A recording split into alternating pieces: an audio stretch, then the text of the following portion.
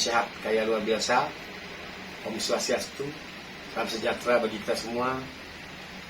Assalamualaikum warahmatullahi wabarakatuh. Para sahabat dimanapun Anda berada, hari ini saya Wayani Radeswi berada di Bogor, tepatnya di perumahan Pakuan ya Pak ya? Pakuadil. Hari ini saya sharing santai bersama-sama belajar di tempat ini. Saya minta doa dan restu dari teman-teman para sahabat petani paneli dengan paneli kita banyak famili. Tentu kita tinggal di negara agraris, jangan menangis jadi petani para sahabat. Marilah para sahabat, para orang tua saya yang sudah akan mai purna tugas, berbudidaya paneli adalah solusinya karena tidak memakai tenaga fisik yang berlebihan. Tentu juga perhatiannya, tentu juga bagaimana kita mengamati tanaman sehingga tanaman itu bisa tumbuh baik para sahabat. Tanaman tidak ubah seperti kita manusia. Kalau kita jaga keseimbangannya, maka kita pun akan dikasih keberuntungannya. Cukup begitu dulu dari saya. Hari ini didampingi oleh, perkenalkan nama Pak? Pak Yuyung. Bapak? Haryanto. Bapak? Pak Edi. Nah, ada Pak Yuyung, Pak Haryanto, dan Pak Edi. Kita selaku generasi muda Indonesia, negara agraris, jadilah negara yang bergerak di sektor pertanian. Hanya 3 hal yang bisa ini lebih abadi daripada kegiatan yang lain para sahabat. Pertama, sektor pertanian. Yang kedua, tentu kesehatan.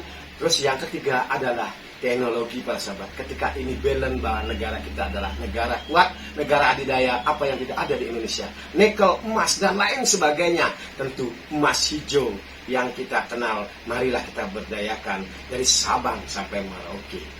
Berjumpa lagi di video-video saya lainnya.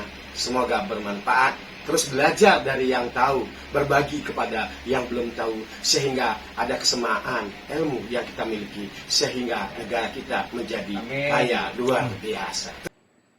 Saya lanjutkan hari ini, siapa tahu dengan proses pembelajaran dari tadi saya sharing sama bos, sama Pak Yung.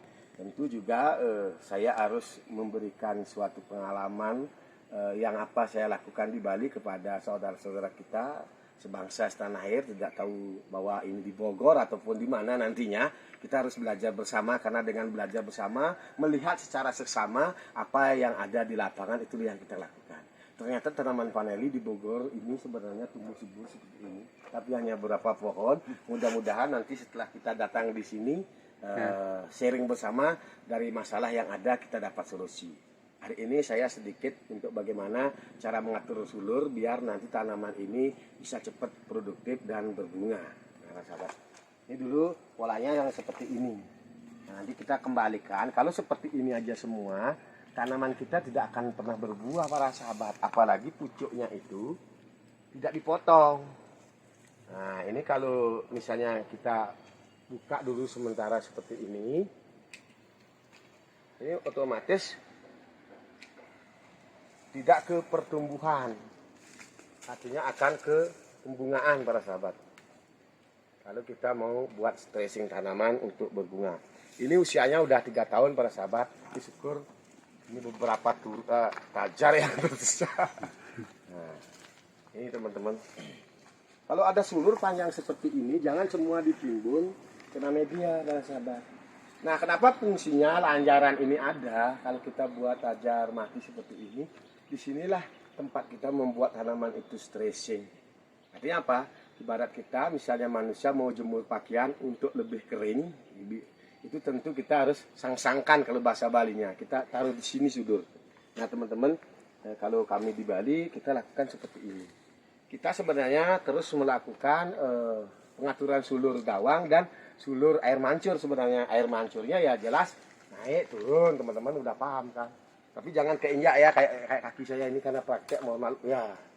Ini enggak apa. Nah, ini terpotong. Nah, ini potensi nanti akan mengeluarkan ini. Dikasih begini teman-teman, kalau mau buat tanaman kita stressing, dia bisa diambil nggak?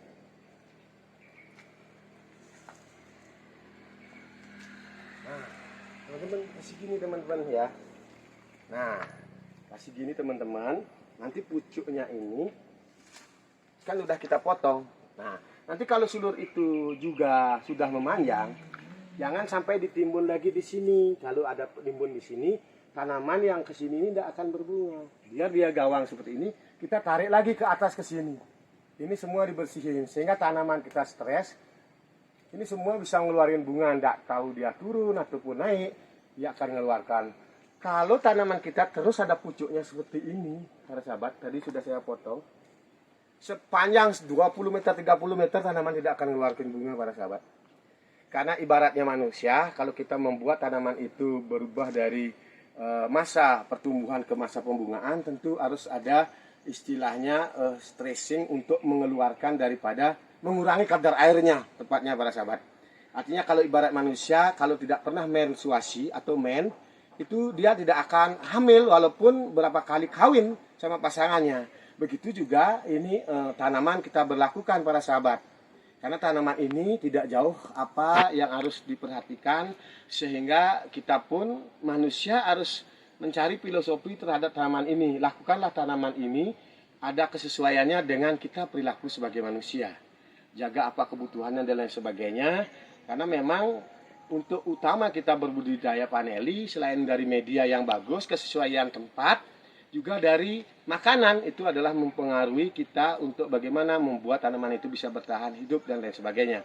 Tentu di sini saya Wayan Rina DSW, sharing santai hari ini di Kota Bogor. Tentu saya pun menjadi orang yang tidak luar biasa tentang budidaya paneli, tapi dengan banyak famili, dengan terus belajar dari alam, saya berusaha berbagi dari Sabang sampai Merauke. Kemarin saya ke Bengkulu, saya juga diundang oleh Gubernur Sulawesi Selatan, dan kemarin Toraja. Nanti datang dari Bogor ini kita pun akan berbagi ke Kalimantan Tengah. Tentu saya terus belajar di mana saya pinjakkan kaki, di sana saya belajar untuk mengetahui kesesuaian tempat dan lain sebagainya. Mungkin adik-adik bisa paham ya seperti ini ya. Tapi ini harus dibersihkan ya adik ya, kalau membuat stressingnya tanaman ya. Kalau yang di sini dibersihin juga nggak, Pak? Sebenarnya ini, kenapa tanaman ini udah usia 3 tahun belum berbunga, Pak? Ini terlalu banyak akar yang kesini, sehingga dia cenderung ke pertumbuhannya. Makanya beberapa teman-teman yang melakukan pola tanaman paneli dengan sistem tajar seperti ini, ditempelin begini aja semua. Ini susah dia mau berbunga kayak gini. Mestinya yang seperti kayak tadi yang agak banyak, kita juga naikin ke sini. Perhadap, salam sehat kaya luar biasa. Hari ini saya ada di Pakuan Bogor. Nah, di sini saya dapatkan beberapa ilmu baru dari sharing santai saya bersama Pak Yuyu dan juga Bapak siapa namanya? Pak Haryanto. Pak Haryanto. Nah, tentu saya di sini bisa berbagi kepada teman-teman petani yang membuat tanaman paneli dengan pola greenhouse yang pakai plastik UV. Harus diperhatikan para sahabat, itu penyiramannya harus kontinu, tidak seperti kita di alam para sahabat. Ketika penyiramannya itu tidak kontinu, maka tidak tertutup, media kita akan kekeringan. Sehingga tanaman kita pun akan menjadi kering para sahabat. Nah, di sini juga kita sebenarnya di Indonesia alam kita sudah luar biasa. Nah, tapi terkadang kita sebagai petani kita mengikuti pola luar yang tidak negaranya seperti kita. Nah, di sini saya dapat banyak inspirasi bahwa ketika teman-teman melakukan tanaman paneli yang ada plastik UV di atasnya, mulai kita perhatikan dari mana tingkat kelembabannya. Walaupun kita misalnya di Bogor ini adalah kota hujan, itu misalnya sejuk sekali di sini, tapi tetap di bawah UV itu tidak tersentuh seperti air hujan. Nah, di sini ada satu tanaman yang tersentuh air hujan karena di atasnya ini bocor. Ini yang masih bertahan para sahabat. Karena apa? Pas di musim kemarau atau dibuat tanaman stressing di dalam greenhouse ini tanaman ini kena air hujan para sahabat. Maka tanaman ini masih tumbuh, dan tentu juga saya sampaikan bahwa ketika semakin dewasa umur tanaman Anda, semakin banyak seluruh Anda, kalau bisa tidak dikurangi asupan nutrisinya.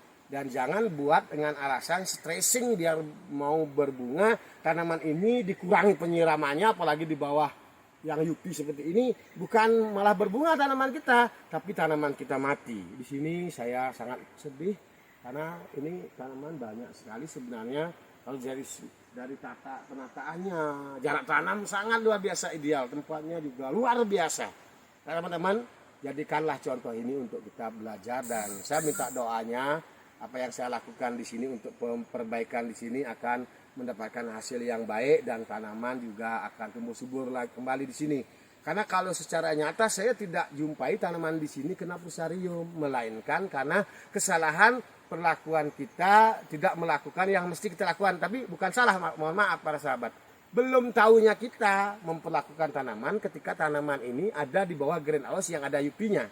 Karena kalau kita pakai pengukuran seperti pengukuran kelembaban dan airnya seperti ini, para sahabat, tentu ini bisa masuk sampai 20 untuk ngetes misalnya pH termasuk air dan lain sebagainya.